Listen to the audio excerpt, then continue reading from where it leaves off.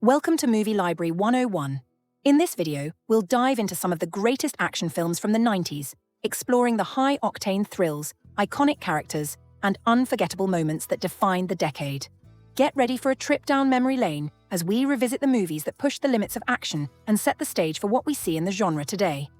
Blue Steel, 1990. Blue Steel, directed by Kathryn Bigelow, who later gained more recognition with films like The Hurt Locker and Zero Dark 30, marked an important step in Bigelow's career, highlighting her ability to combine intense action with strong character-driven stories, especially with a female lead in a traditionally male-dominated genre. The movie stars Jamie Lee Curtis as Megan Turner, a rookie cop who suddenly finds herself entangled in a deadly game with a disturbed stockbroker, Eugene Hunt, played by Ron Silver. During her first big case, Megan shoots a robber, and while the situation should end there, Eugene picks up the criminal's gun and becomes obsessed with her. Rather than turning in the weapon, he uses it to commit murders, carving Megan's name into the bullets. What sets Blue Steel apart is its unwavering intensity. Bigelow doesn't hold back on the psychological tension between the characters, and the chemistry between Curtis and Silver is compelling. Curtis, having made her mark as the ultimate scream queen in Halloween, shows a completely different side here. She's tough, no-nonsense, and trying to navigate her way in a male-dominated police force while also dealing with a maniac stalking her. This film was an early example of Bigelow's fascination with action-heavy movies led by strong female characters. At the time, it was rare to see women directing action films, and Bigelow's gritty, realistic style stood out. She actually started her career wanting to be a painter before switching to film, and you can notice her artistic eye in how she sets up her shots. The movie's tight, almost suffocating camera work adds to the sense of danger, as if you're trapped in this escalating nightmare along with Curtis's character. Although Blue Steel didn't perform spectacularly at the box office, it found a loyal audience over time, thanks in large part to Jamie Lee Curtis's gripping performance. Ron Silver's portrayal of Eugene Hunt is chilling. He takes what could have been a straightforward, crazy villain and brings layers to it, making him both terrifying and disturbingly believable. Silver was known for his roles in thrillers and dramas, and this performance shows why. He delivers just the right amount of menace without slipping into cliché. Bigelow made sure the police scenes felt as realistic as possible. To that end, she underwent rigorous training with the NYPD, and Jamie Lee Curtis received weapons training to make her role feel authentic. This level of dedication to the small details shows in how Curtis handles herself in action sequences. Kathryn Bigelow faced challenges in securing strong financial backing for the movie, as women directors in the action genre were rare at the time. The film operated on a modest budget, requiring Bigelow to get creative with practical effects and careful planning. There were also creative disagreements during production regarding the balance between psychological elements and action. While some pushed for a more straightforward action thriller, Bigelow remained committed to the psychological tension between Megan and Eugene, which ultimately shaped the film's unique tone. Revenge, 1990. Revenge, directed by Tony Scott, is a visually stunning and intense movie that explores themes of passion, betrayal, and vengeance.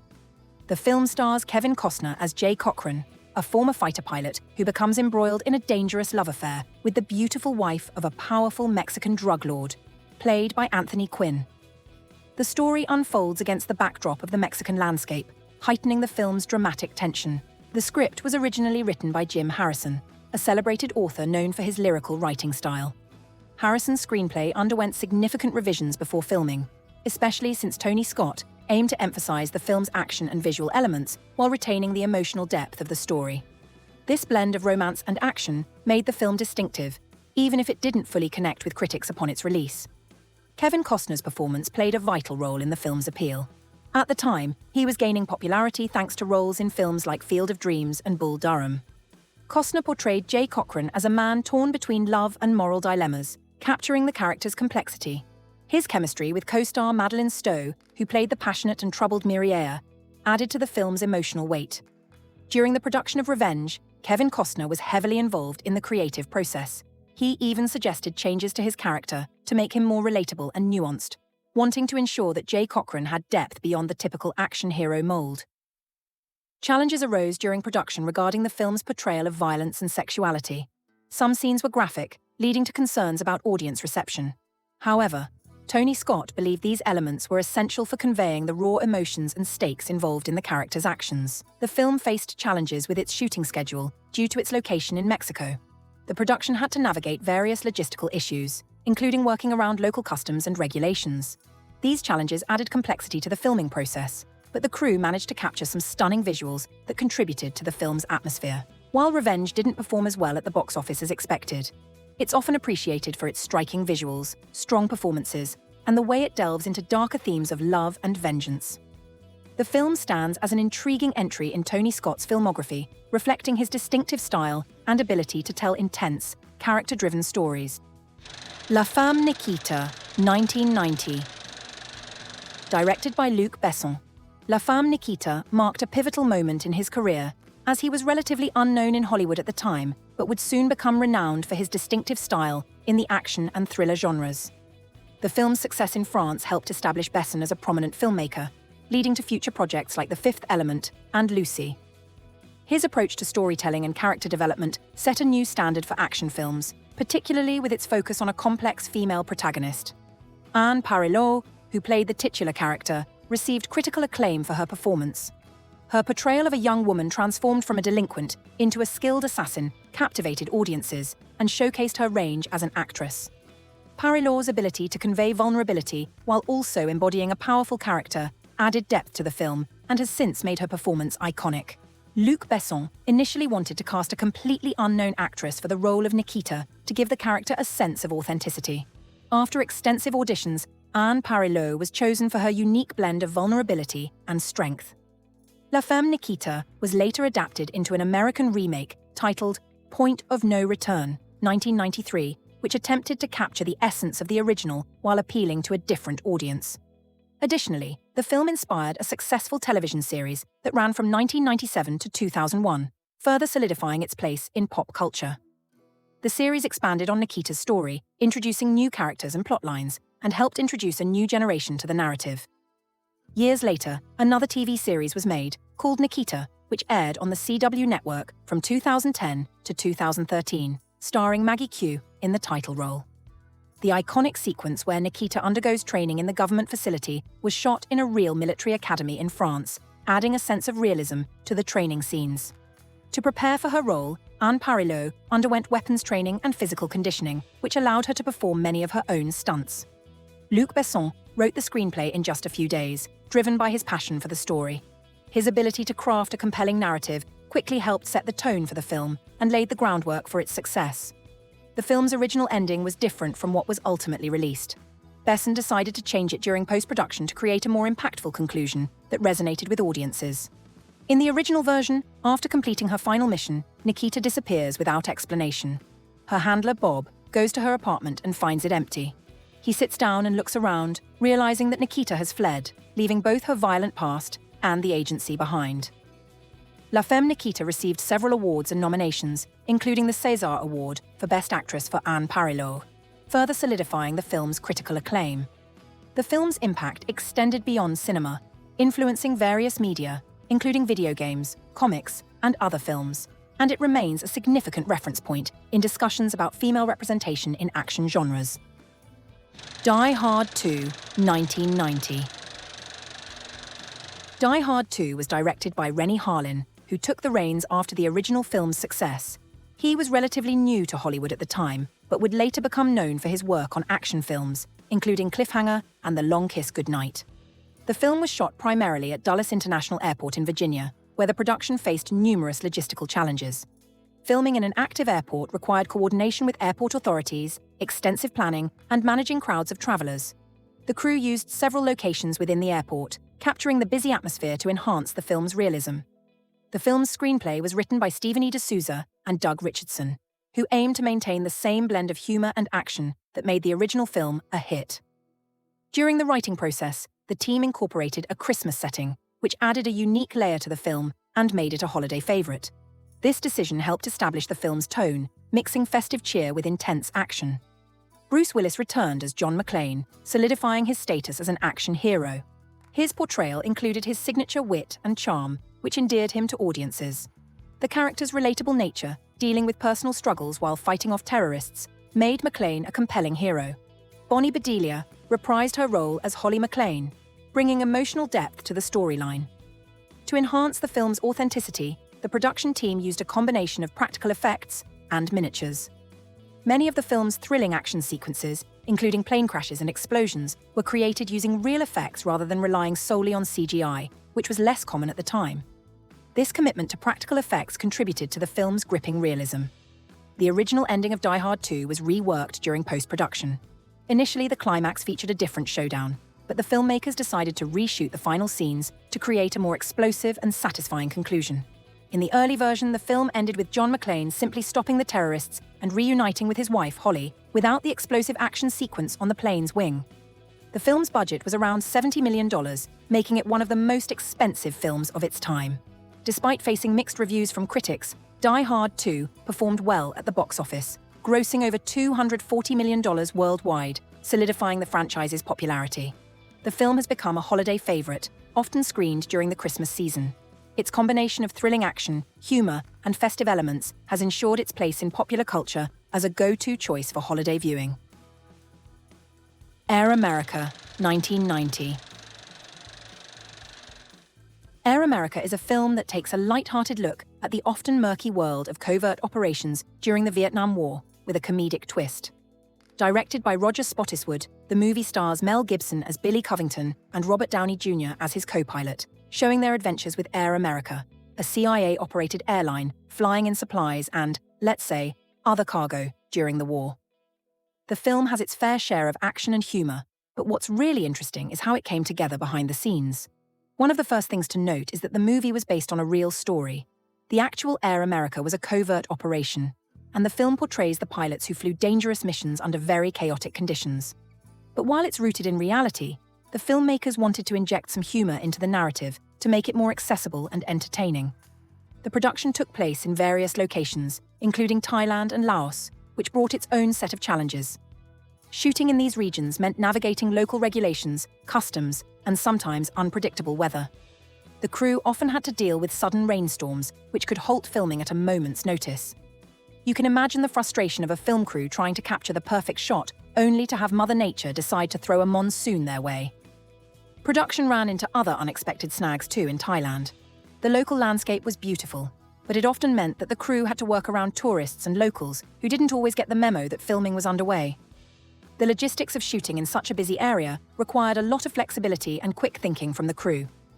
Speaking of logistics, one of the film's standout features is its use of real aircraft. The filmmakers sourced vintage planes from around the world to recreate the feel of the era. This commitment to authenticity allowed for some thrilling aerial scenes that truly capture the chaos and excitement of flying in a war zone. Mel Gibson and Robert Downey Jr. actually flew in some of these planes.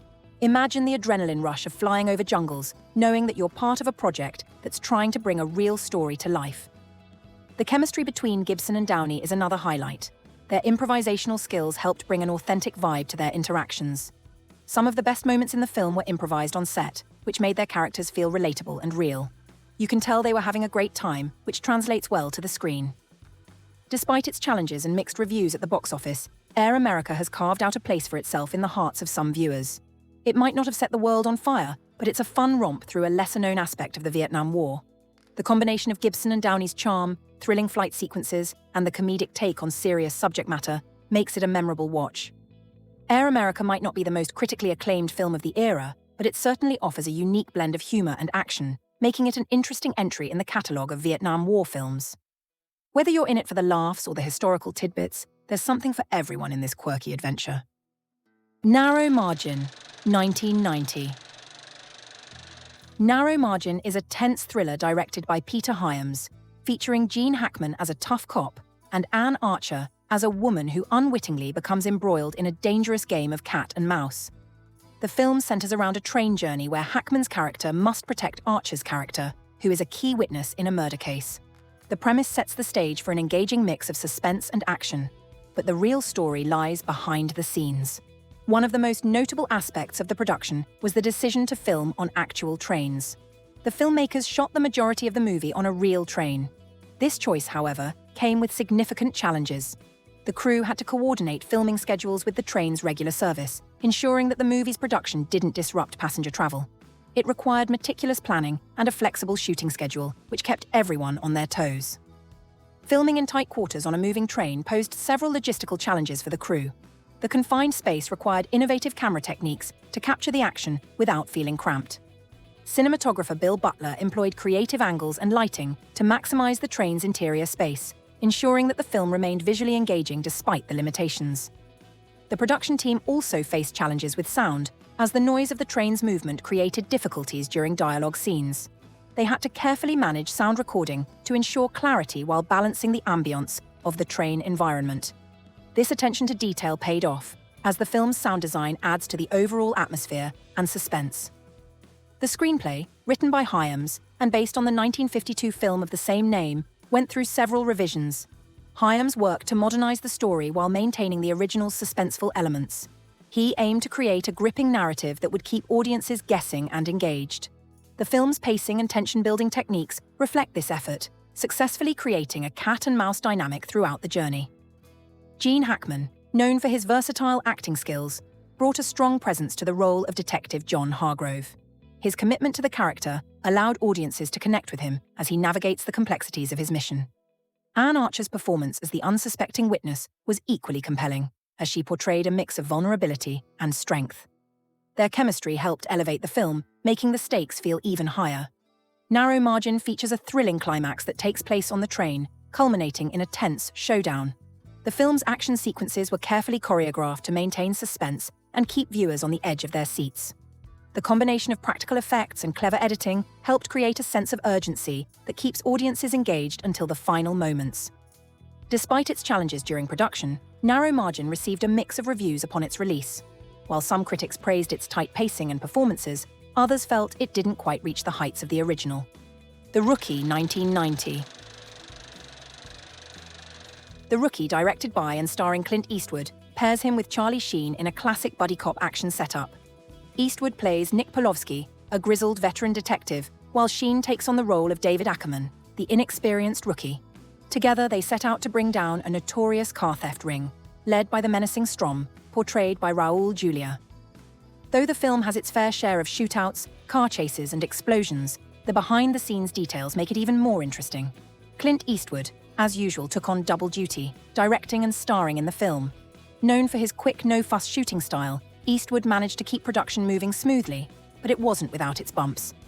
One of the biggest challenges came from the stunts, which, true to Eastwood's style, were mostly practical. Explosive car chases and high-risk stunt work were integral to the film's action-packed sequences. The final climactic chase even involved an airplane and required weeks of planning to pull off. The fact that the team managed to execute such stunts without heavy reliance on CGI adds a sense of realism that action fans appreciate. Charlie Sheen was eager to transition into more action-heavy roles at the time.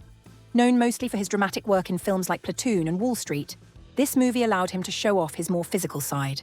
Sheen took the role seriously, training with real police officers to better prepare himself for the role of a cop. He even performed many of his own stunts, which occasionally led to some tense moments on set. Sheen's dedication paid off, as his portrayal of a young, hesitant cop stands in stark contrast to Eastwood's seasoned, jaded detective. The chemistry between Eastwood and Sheen wasn't just confined to the script. On set, their differing personalities brought a unique dynamic to the production. Eastwood, known for his calm and focused style, often kept things low-key, while Sheen brought more energy to the set, adding a sense of urgency. Despite their different approaches, the two worked well together, and this balance helped drive the film's story. One of the most intense moments during production came when Eastwood nearly got injured during a stunt sequence involving an explosion. While shooting the scene, the explosion turned out much larger than anticipated, narrowly missing Eastwood. Ever the professional, he shrugged it off and continued working without any delays. It's this kind of grit that has defined his career and contributed to the film's intense action sequences. Raul Julia, cast as the villain Strom, was a standout in the film. Best known for his dramatic roles, Julia's turn as the cold-hearted criminal gave the movie a needed edge. His performance added weight to the story, making the face-off between his character and Eastwood's all the more compelling. Julia brought a theatrical flair to his role, elevating what could have been a typical villain into something more engaging. One challenge that the filmmakers encountered was balancing the film's action with character development. Eastwood wanted to ensure the movie didn't become just another action-packed spectacle. He worked to keep the focus on the mentor-student relationship between the two main characters, blending action with moments of tension and character growth. Though The Rookie didn't break any box office records, it found a niche with action fans. Eastwood's signature style, combined with Sheen's youthful energy, gave the film a fresh take on the typical buddy cop formula. For those looking for an action film with solid performances and practical stunts, The Rookie delivers an enjoyable experience. The film may not have been a critical darling, but its old-school approach to action filmmaking is something that still resonates with fans today. The Last Boy Scout, 1991. Our second Tony Scott movie on the list, The Last Boy Scout, is a high-octane action film starring Bruce Willis and Damon Wayans. Willis plays Joe Hallenbeck, a washed-up private detective with a dark past, while Wayans portrays Jimmy Dix, a former football star. Together, they team up to uncover a conspiracy tied to professional football and gambling. The movie delivers plenty of action, dark humor, and memorable one-liners, but the story behind its production is just as wild as what you see on screen.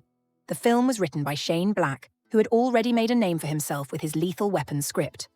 Black was at the height of his career when he sold the screenplay for The Last Boy Scout for a record-breaking $1.75 million, making him the highest-paid screenwriter in Hollywood at the time.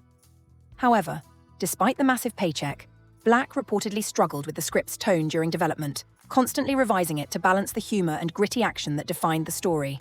Tony Scott, known for his stylish, fast-paced directing, brought his signature visual flair to the film. With a background in action, having directed films like Top Gun and Days of Thunder, Scott had a knack for staging elaborate and intense action sequences. The film's explosive opening scene at a football game set the tone for the kind of pulse-pounding action that would follow, featuring Scott's trademark use of slow motion and dynamic camera work. Behind the scenes, the production wasn't exactly smooth. Bruce Willis and producer Joel Silver had worked together before on Die Hard, but the tension between them was notable during the making of The Last Boy Scout. Willis was dealing with personal issues at the time, which reportedly affected his mood on set.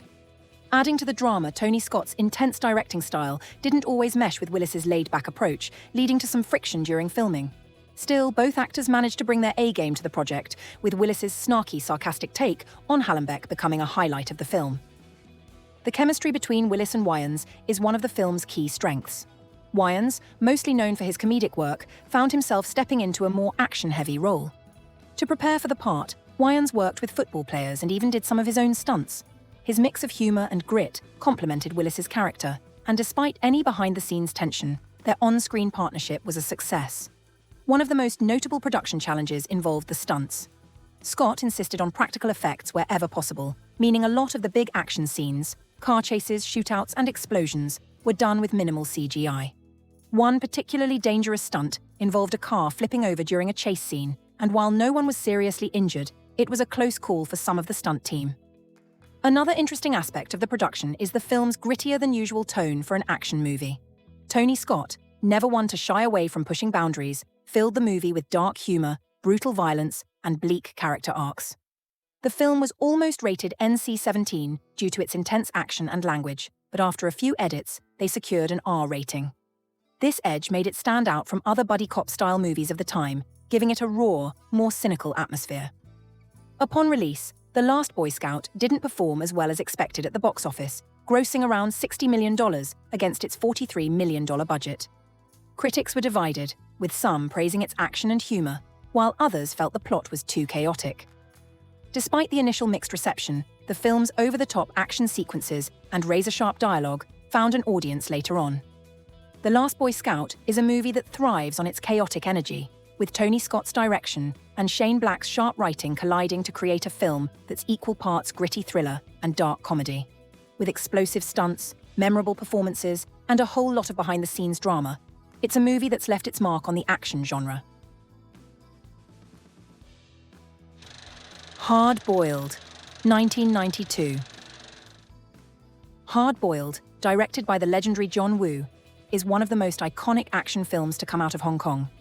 Starring Chow Yun-fat as Inspector Tequila Yuen, the movie is a relentless action-packed ride that follows a cop's mission to take down a dangerous arms smuggling syndicate. What really sets this film apart is Woo's masterful use of balletic gunfights, stylish slow-motion sequences, and over-the-top action. But, as with many films, the story behind the camera is just as intense as the one on screen. By the time Woo made Hard Boiled, he was already well known for creating action movies with heart. Films like The Killer and A Better Tomorrow had already made him a huge name in Hong Kong cinema. But Hard Boiled took everything he was famous for and cranked it up several notches. The movie has some of the most complex action scenes ever shot, but they didn't come together easily. John Woo wanted Hard Boiled to be his last heroic bloodshed film before moving to Hollywood, so he put everything into it. The opening scene in the tea house is a great example of Woo's commitment to his craft. This sequence alone took 40 days to film, and it's packed with close-quarter shootouts, broken glass, and Woo's signature flying doves. The level of detail was immense, and the team often had to reset scenes multiple times to get it just right. Despite the grueling shoot, Woo's vision paid off as this became one of the most memorable action scenes in cinema history. Chow Yun-fat, who plays the tough, jazz-loving Inspector Tequila, was no stranger to working with John Woo. Their collaborations had already established them as an unbeatable duo in action films. In Hard Boiled, Chow performed many of his own stunts, which wasn't an easy task given the high-intensity gun battles throughout the movie. His effortless, cool, and smooth handling of two guns at once became his trademark, and it's this performance that further cemented his status as an action star. One of the film's most impressive sequences is the climactic hospital shootout, a nearly 40-minute-long action extravaganza. The most famous part of this sequence is the extended one-shot scene, which lasts over 2 minutes without a single cut.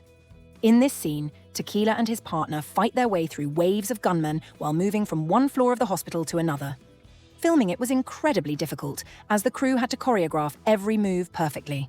Any mistake would mean resetting everything, which added immense pressure on the actors and the crew.